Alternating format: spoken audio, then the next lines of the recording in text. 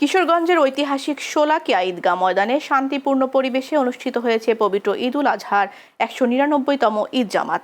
সকাল ৯টায় শুরু হওয়া এই জামাতে অংশ নিতে ভোর থেকেই দেশের বিভিন্ন এলাকা থেকে মুসল্লিরা মাঠে জড়ো হন। প্রবল বৃষ্টিকে উপেক্ষা করেই হাজারো মুসল্লি ঈদের নামাজ আদায় করেন। ঈদের জামাতে ইমামতি করেন মুফতি আব্দুল খায়ের মোহাম্মদ সাইফুল্লাহ।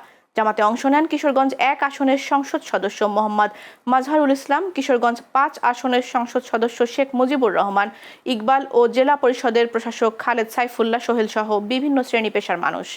এদিকে ঈদের জামাতকে কেন্দ্র করে নেওয়া হয় কঠোর নিরাপত্তা ব্যবস্থা। ১৮২৮ সালে এই মাঠে একসঙ্গে ১.৫ লাখ মুসল্লি ঈদের নামাজ আদায় করেছিলেন। সেই থেকেই মাঠটির নাম দেওয়া হয় শোলাকিয়া, যা কালক্রমে শোলাকিয়া নামে পরিচিতি লাভ করে। আমরা এখানে আসি কারণ এটা একটা অনুভূতি, বড় জামাত হয়, একটা বরকতময় জামাত হয়, এই জন্য এখানে আমরা আসি।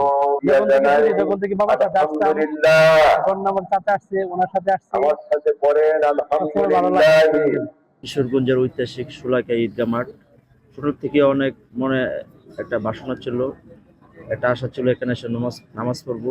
কখনো আসার সুযোগ হয়নি, এবার আল্লাহ আসার সুযোগ করে দিছে, তাই আমি এই ঐতিহাসিক শোলাকিয়া ঈদগাহ মাঠে নামাজ পড়তে আসছি। আমি, আমার ভাই, আমার ছেলে সবাই সাথে ঘুরে চলে আসলাম নামাজ পড়ার জন্য। ঐতিহাসিক এই শোলাকিয়া মাঠে আজ ঈদুল আজহা নামাজ অনুষ্ঠিত হলো। আমরা বরাবরই পুলিশের সুশৃঙ্খল বাহিনী হিসাবে আমরা নিরাপত্তা এবং সুশৃঙ্খলা যেন ভাবে যেন নামাজ শেষ হয়, আমরা সেই ব্যবস্থা রেখেছি।